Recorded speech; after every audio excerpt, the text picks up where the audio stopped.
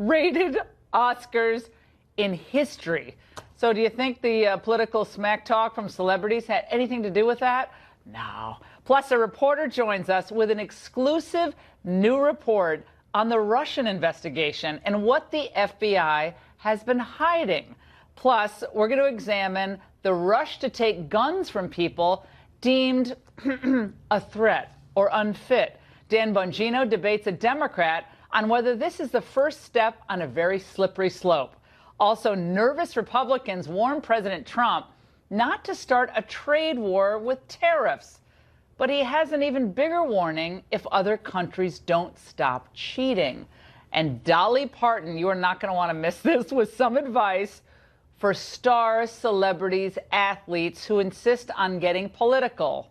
And speaking of that, the humorless, out-of-touch American left. That's the focus of tonight's angle. Okay, over the weekend, CNN obtained, released, and then went apoplectic over comments President Trump made to a group of donors on a Saturday event at Mar-a-Lago. Now, Trump noted that Chinese President Xi Jinping was now going to essentially be president for life.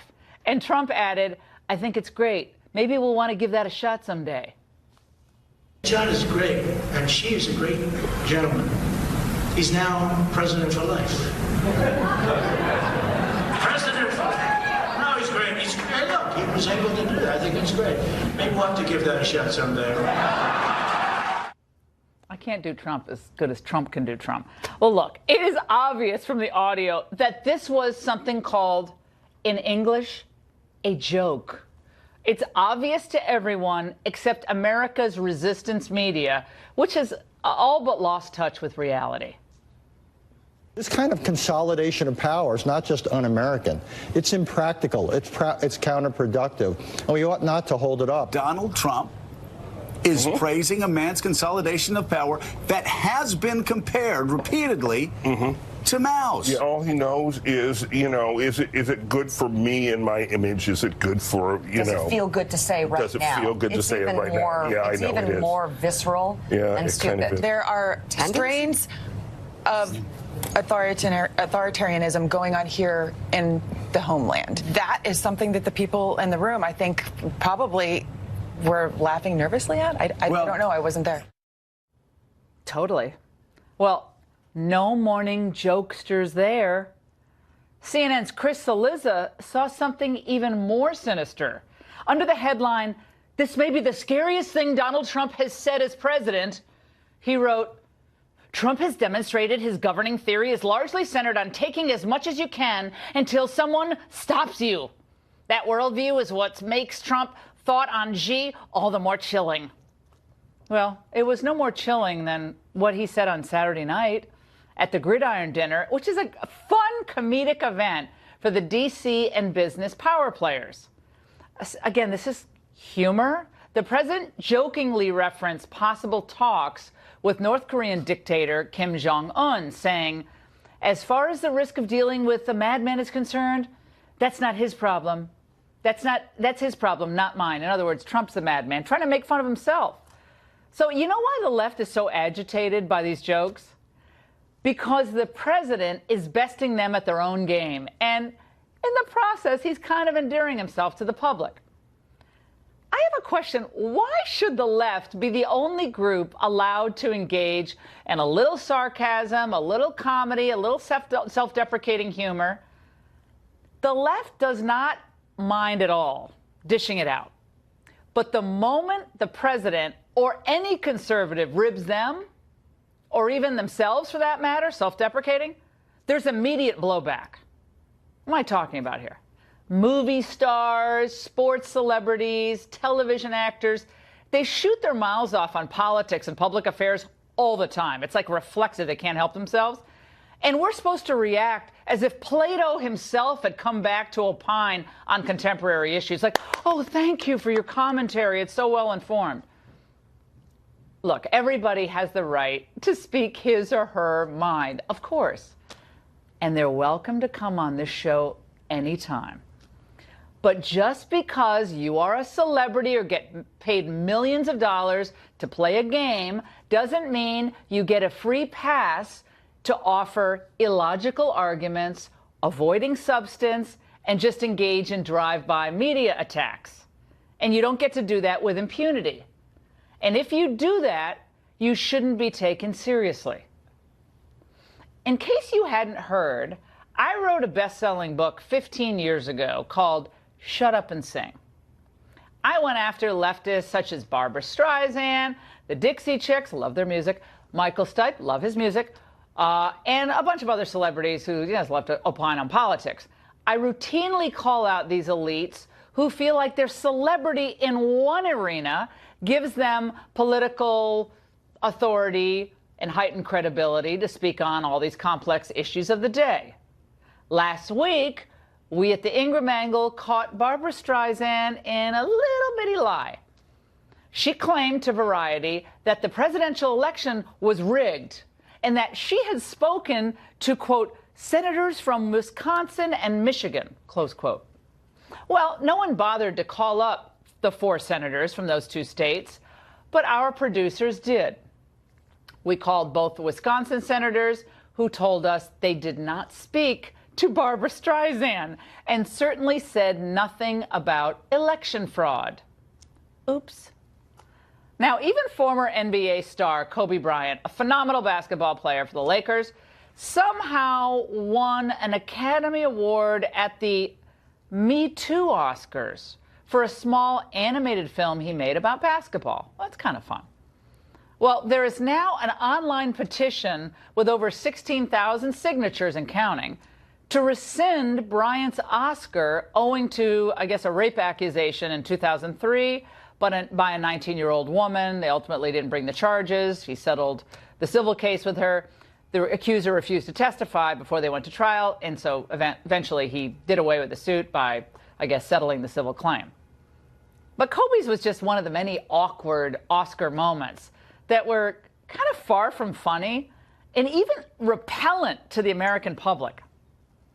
Host Jimmy Kimmel, in his opening monologue, referenced this film, Call Me By Your Name, a Best Picture nominee.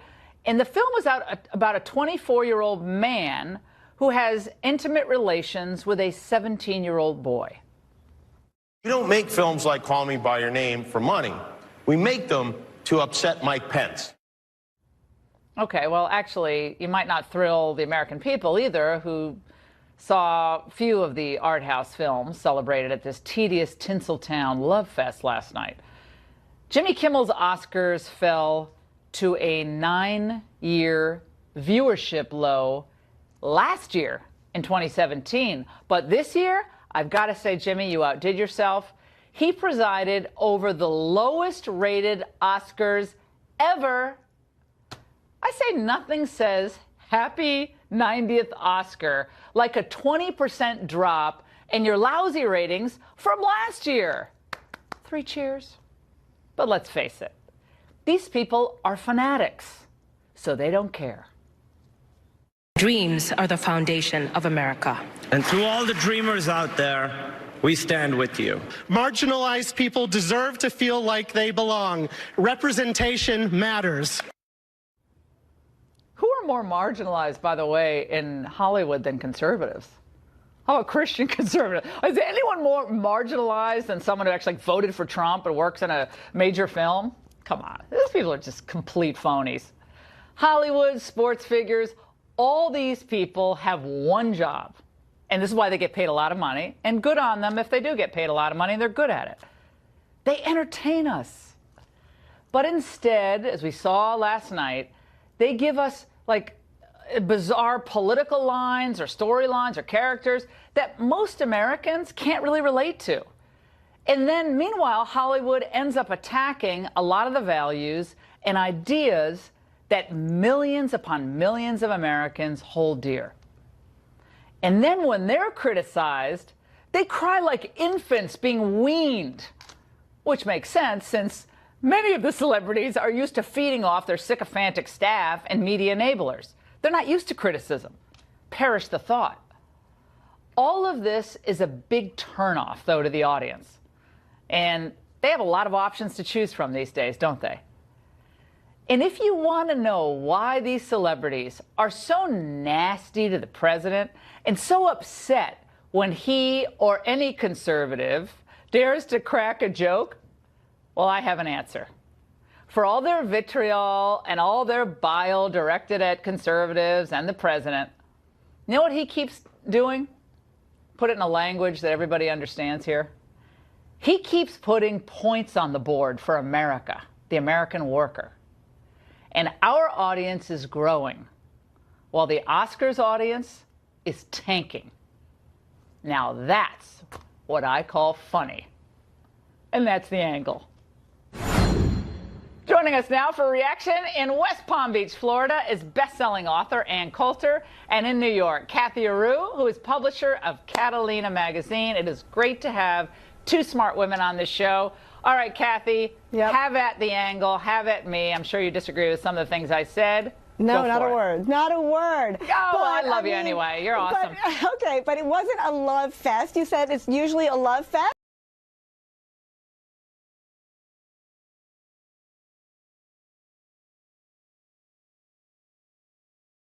As what's happening outside. So for 90 years, they've left everything that's real, everything that's uncomfortable on the outside of the theater.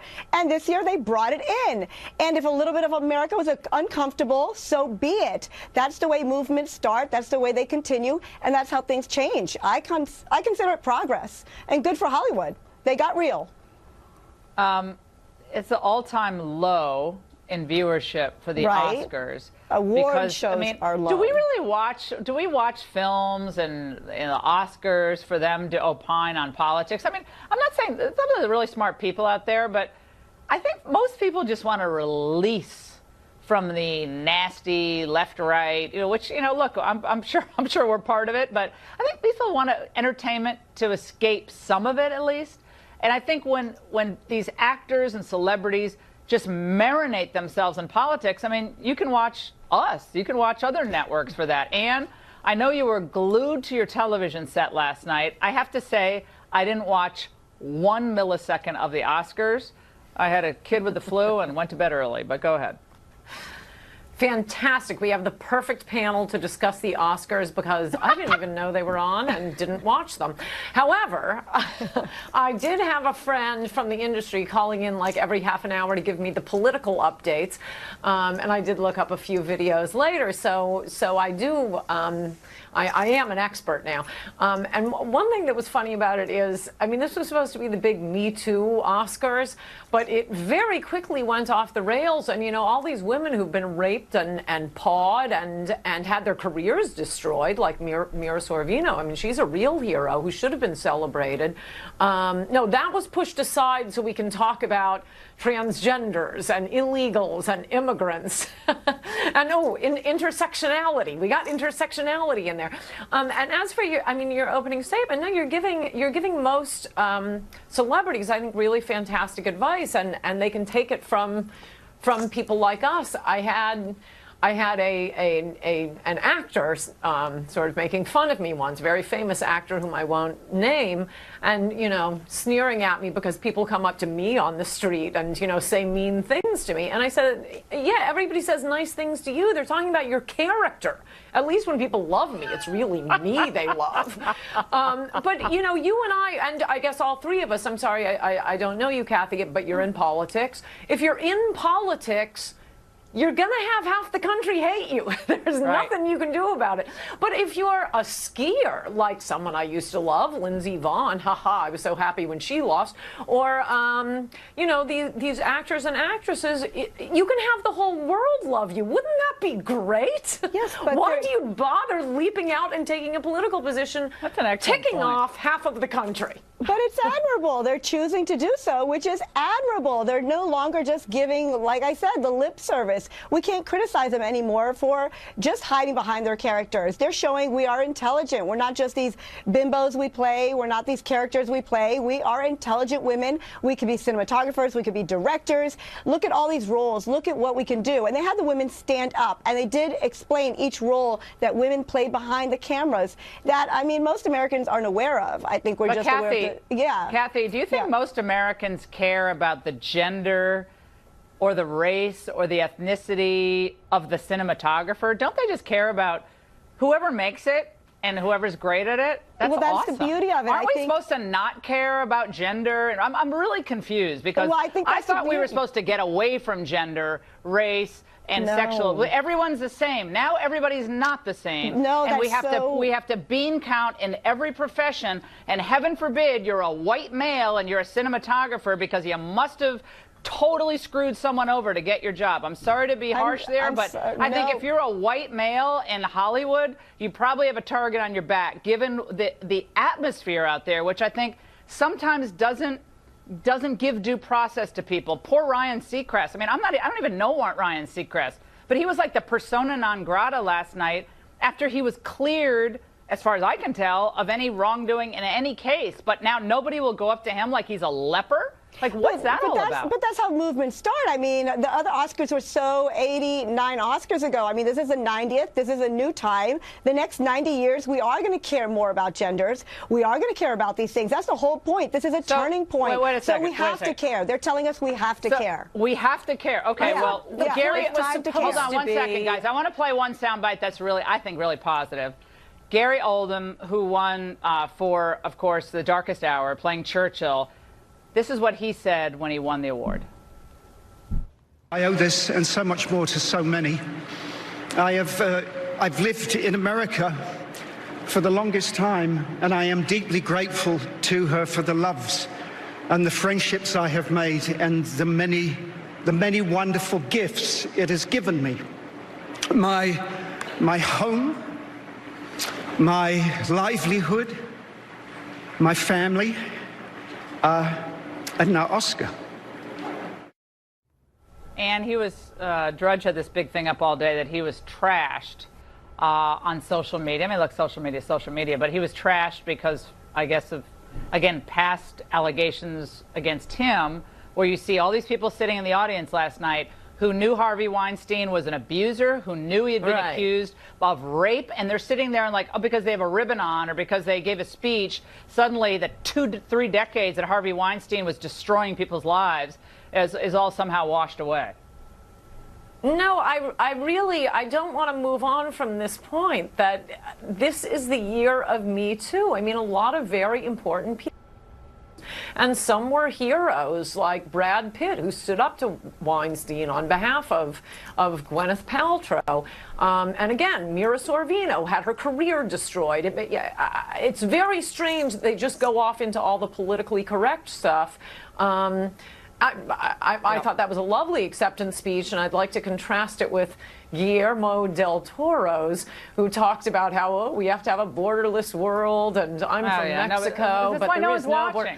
Well, except the important point is he didn't mention that the reason he didn't go back to Mexico for 15 years was that his father was kidnapped and held for ransom for several years until he got someone to provide $1 million. So he better hope that wall gets built. He won't go back to Mexico now, moved his whole family here.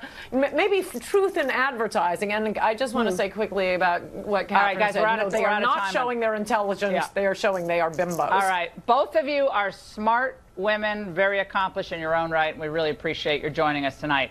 And I have a question. Could a judge take away your gun rights even if you haven't been committed of a crime? Dan Bongino here next to debate it.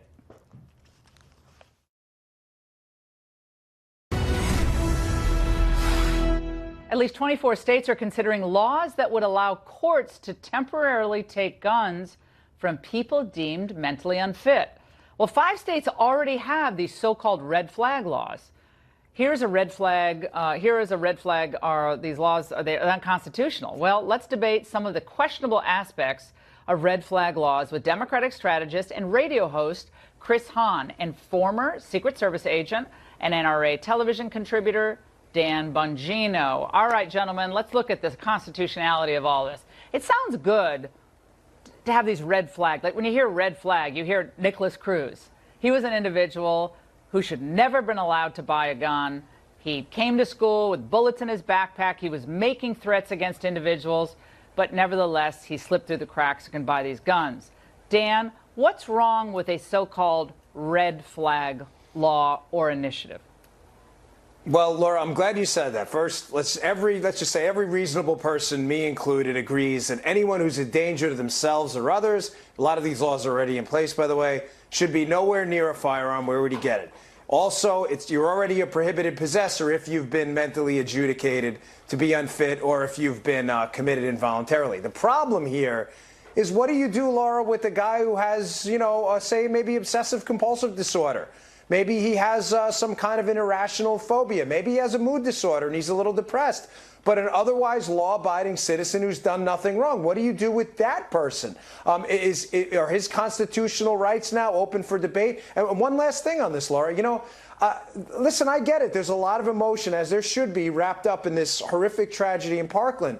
But let's be clear on this. A very small portion of people who are mentally ill become violent later on. And I think it's very unfair to a very sick portion of the population who's done nothing wrong to have their constitutional rights thrown out the window. Let's remind everyone what President Trump said just last week on this issue, which kind of sent the whole debate into some tumult. Let's watch. I like taking the guns early, like in this crazy man's case that just took place in Florida. He had a lot of firearms. They saw everything. To go to court would have taken a long time. So you could do exactly what you're saying, but take the guns first, go through due process second. Chris, that must have been music to your ears. Like, take the guns first, then go to the judge later. In some ways, that sounds really good. But you can see, depending on where the authorities are, like politically, it could be. Remember, Janet Napolitano said in 2009, returning veterans could be a problem. Single-issue voters could be a problem. And I know it sounds like a slippery slope argument, but you could see why the ACLU even has a problem with expanding the definition of red flag. Well, look, I believe in due process for everybody, but I do believe we have other systems in place similar to red flags, like orders of protection, where you go into court, you have a judicial oversight of the order, and then the person can come back and challenge it within a certain period of time. And I think that might go a long way to solving the problem here with people like the shooter in Parkland, who there were warning signs, people were complaining, and if they had a process by which they could participate and take that gun away from him, that probably would have saved lives. And of course, if he wasn't, deemed by a court to warrant this, the guns being taken away, he could petition and get those guns back. Dan, that's what courts are for. Dan, when you think about what California was trying to do with their red flag law, they already have a provision on the books. They were trying to expand it to include coworkers and like neighbors who could call into authorities and say, well, this seems like a little. And again, it seems like okay when you think about someone like a Nicholas Cruz. But what if a neighbor just doesn't like you? Like the leaves blew onto your side of the property and you were ticked off, like, oh, this guy seems a little unstable to me. That's where I think the ACLU and other civil libertarians have a problem. Yeah, absolutely. Laura, we've already seen this with the Obama administration's edict on Social Security recipients who, for whatever reason, they didn't have to be mentally ill, but felt like they couldn't handle their financial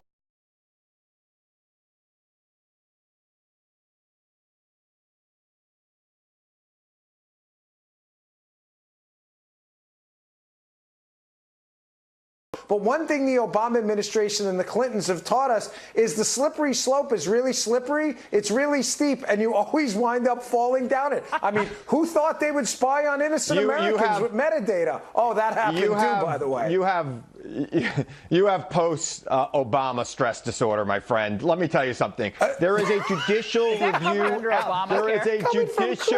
There is a judicial review process here, right? You are not just taking the guns because somebody said something to somebody. A judge would have to sign off on this order in most of these cases. So, and I would, by the way, I would never support a red flag law that did not have a judicial review to it. So when there's a judicial review, the courts have held you are not denying due process in that situation if the person can then go back to court and challenge that decision within a reasonable period of time. Guys, so we have an option here to do that. But guys, Chris and Dan, in this case, we didn't even need a red flag law. We had the FBI told that this guy was threatening to shoot up a school, and they did nothing. Okay, so we could have like 5 of these red flag laws. He still should have been prevented from getting a gun, and they still should have visited his house and then dealt with it from there. But I think the red flag, you didn't even need that in this case. The guy was a total nutbag. The state of should never have had a gun. Laura, the state of Florida visited his home, knew that he had a gun, knew that he wanted to buy a gun, and did not see any need to remove any ability for him to get that gun. The FBI had a warning in January that he wanted to blow up a school. They had the most permissive gun laws in the country in Florida, and that's going to change now. Chris, listen, you're a big government advocate. Which this is odd. You're citing government failures as you're simultaneously a big government liberal, and you see no irony in that at all. I'm citing a failed government of a failed governor's failure. There is literally a 911 call on tape with one of the people who took him in saying that he put the gun to the head of someone else. Nothing happens, and you want more government to fix the government that couldn't fix the problem before. And that's horrible. Good job. All right, guys. And that's horrible, and that's why we need the courts involved here. All right, guys. Great. No more government here. Great segment, Dan and Chris. Love to have you back. And new details next on the bombshell connection. This is unbelievable. The Clinton Foundation and the man who triggered the entire Russian investigation. Stay there. Oh, this is fun. Republican investigators in Congress have a new and slightly troubling question for the FBI.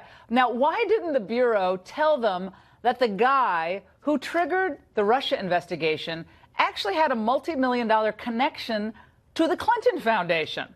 Reporter Alison Spann has been investigating Australian diplomat Alexander Downer. She now joins us to discuss her article just published in The Hill tonight. Alison, great to see you. Thank you so much for having me. Okay, so now this is like a cast of characters. This is like a mystery novel. But tell us about Alexander Downer. And his connection to all of this Papadopoulos character and why it's important. So if you remember, in the summer of 2016, Alexander Downer was the one who came out with his evidence about George Papadopoulos. He said he had a drink with him in a London bar, and Papadopoulos revealed to him that he knew that Russia had some dirt on Hillary or might have some damaging emails to her. So he's the one that actually gave that information to his government. The Australian government gave it to the U.S. government, and that launched the whole Russia probe into Trump-Russia collusion. Yeah. Well, now we find out that Alexander Downer has a tie to the Clintons. Now, what a tie? Now, he's at a bar in London. Mm-hmm. He runs into Papadopoulos. The circumstances around how he ran into him is interesting. You addressed that slightly in your piece. Right. But now, fast forward 2 months after he sees him in that bar, Australia brings this to the FBI. Right. It took 2 months. That's kind of interesting. Took 2 months. But then you find out that of Downer's connection to the Clinton Foundation is? He secured them a grant for $25 million from the Australian government, funded by taxpayer dollars, to go towards AIDS prevention and treatment in Asia. Oh, that's great. AIDS prevention. I mean, what could be wrong with that? So $25 million foreign money from Australia goes to the Clinton Foundation. Now, is there any question about how that money was used or whether it was fraudulently obtained? So there was an audit that was conducted 3 years later, and it just wanted to basically go through and see what that project had achieved. Now, they did achieve some great things as far as getting those children the antiretroviral drugs that they needed and might otherwise not have been given a chance to get. But there were some questions about the money in that case and whether it was handled properly. And in fact, the report goes on to say that it was so mishandled that it was actually detrimental to the project. And they were given a score of 2 out of 6 for handling the money. And 2 out of 6? Yeah, That's 2 out of great. 6. Now, the effectiveness. That's typical Clintons, 2 out of 6. That's actually a high mark for them in handling finances or ethics. I just want to read this. It's from the Clinton Foundation audit. Some management weaknesses were noted with human resource management, the absence of readily available and useful budget information showing exactly how funds were spent, and project monitoring. So it's not a resounding plus, but the more important thing is, why wasn't this revealed? That's a big grant. That's a connection to the opposition candidate, to Donald Trump. He happens to be in this bar. He happens to meet this Papadopoulos guy. He happens to funnel the information. And he's not a minor figure. He's a well-known liberal politician in Australia who's buddies with the Clintons. And I think that's what a lot of members of our Congress are asking now. We talked to Jim Jordan for our story, and he was shocked when he heard this information. So you brought it to Jordan. We brought it to these congressional committees who they didn't even know. No, they didn't know. So we Nice actually work. brought this information to these congressional committees who are investigating this case. They had no idea. The FBI did not disclose this information to them. So they're shocked, and they want this to be investigated. And in fact, Jordan said that he wants a second special counsel because, as he says, that the FBI cannot investigate themselves. This is one more example. First, you had the dossier being funded by Hillary Clinton and the DNC. That wasn't revealed to the FISA judge. Right. And now you have this. Well, and there's actually 4 pieces of information they didn't reveal. The dossier was funded by the DNC and Clinton. Sidney Blumenthal, who is a close Clinton supporter, was funneling the information to Christopher Steele through the State Department. And then you had the Yahoo article that was quoted in the FISA application was written by Michael Isikoff, who got his information from Christopher Steele. And then now we have this connection between Alexander Downer and the Clintons. Now say that backwards really fast. I know the Russian investigation is very complicated, but yes, we have 4 instances now. All 4 pieces of information came from people who at least knew the Clintons. Just for fun, this guy Sam Nunberg, we have totally out of time, but Sam Nunberg he worked for the he worked for the Trump campaign for 5 seconds. Anyway, he's refusing to speak to Mueller. He was on CNN earlier tonight, and I'm sorry, this is too funny not to play to you. Let's watch.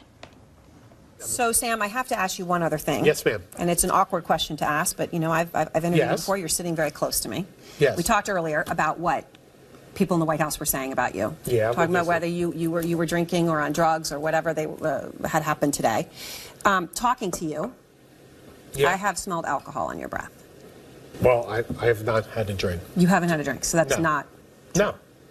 So I just, because it is the talk out there, again, I know it's awkward, let me just give you the question that you can categorically answer that. No, you haven't had a drink today? My answer is no. Thoughts? It was painful to watch. I don't know how I would react in a situation like that. But he's not testifying before. I don't know him at all. I mean, he was hired, fired. I mean, but he's not testifying. He's not talking to Mueller. I mean, sounds like he could possibly be facing some jail time if he refuses to show up in court and doesn't provide those documents. So, just another piece of the puzzle for this. Maybe he just Russian has really bad halitosis or something, or he chews gin and tonic gum or something. I'm like, who could have been anything. Allison, I hate to drag you in on that mess, but I'm sorry. Not drunk. That was what. Allison spanned the hill. I'm not drunk. That is the quote of the day. I'm just kidding. Great reporting, you and Solomon. Thank you. Fantastic. Thank you. And by the way, Allison, President Trump slaps down Republican criticism and explains he's not trying to start a trade war. He's trying to end one. Don't miss it. President Trump's not backing down. He's defending his plan to raise tariffs on foreign steel and aluminum, even as he takes heavy flack from his own party. A spokesperson for House Speaker Paul Ryan said in a statement, "We're extremely worried about the consequences of a trade war, and we're urging the White House to not advance with this plan." He didn't say it in that tone, but I did. Trump responded by telling reporters, not backing down. Joining us now with a reaction is Brian Riley. He's the director of the Free Trade Initiative at the National Taxpayers Union, and Gordon Chang, who's written extensively on foreign affairs, including trades. Great to see both of you. I want to play, just to reset things for a moment, I want to play a flashback from just a few years ago from some of the so-called experts on what trade would do to free up and maybe improve things in China. Let's watch. Bringing China into the WTO is a win-win decision. It will protect our prosperity, and it will promote the right kind of change in China. And let's be frank, if China emerges as a stronger economic power, but with a more liberalized political system, that will be very, very good for the world. I believe a country that trades with the rest of the world is a country more likely to embrace freedom. How's that worked out for us, Brian? Well, the thing is, Laura, this isn't about China. This is about Canada. This is about Europe. This is about our main trading partners. And this is about whether Americans should have the freedom to decide how to spend their own money. Should the government decide, well, no, you have to pay a 25% tax. That's all a tariff is a tax. So if you're making aluminum boats, if you're making air conditioners, if you're making cars, if you're making aircraft, this is a tax on you. It's going to get passed along to the American consumers. It's going to cost us billions. What is, is there a national security implication at all in a world where China is the predominant steel maker? Is there any national security concern that you have, given what we use steel for? Well, the Defense Department has said we have plenty of steel, we have plenty of aluminum, we have suppliers among our allies, including Canada. I think the real national security question is if we drive up the price of steel, if we drive up the price of aluminum, we're hurting ourselves. We're creating tension with our allies unnecessarily. That puts us in a worse situation with respect to China, not a better situation. Gordon Chang, your reaction? Well, first of all, these tariffs are imposed under the Section 232 of the Trade Expansion Act of 1962. This is a national security provision. And the reason why the tariffs are set at the levels that President Trump announced is so that these industries can become self-sustaining. So if we're in a war of any duration, we will be able to make steel, we will be able to make aluminum. And by the way, this is not just some theoretical concern, because at this point, the United States doesn't make certain types of steel and aluminum that go into our weapons. So although there are a lot of trade concerns that Brian's talking about, I can understand that, but this is a national security issue. Guys, I think it was, 15 years ago, we had 18 of the top 25 steel makers in the world. Today,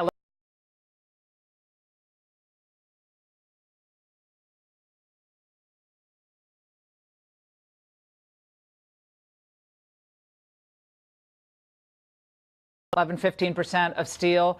Now they produce 46.8% of steel in the world. It's a communist country. They repress their people. They suppress human rights. They cheat. They steal. They take our intellectual property.